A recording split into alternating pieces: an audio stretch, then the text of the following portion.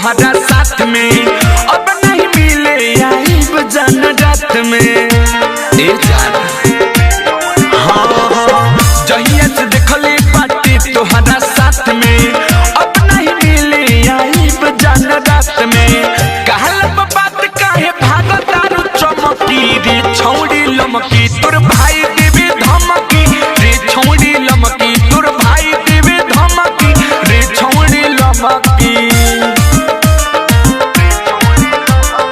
Music by Vikesh भोजपुरिया।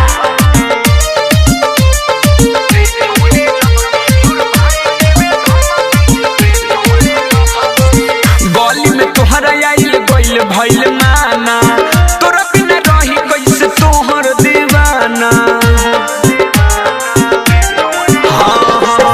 गली में तोहरा आइल गइल भइल माना तोरा बिना रही कैसे तोहर दीवाना।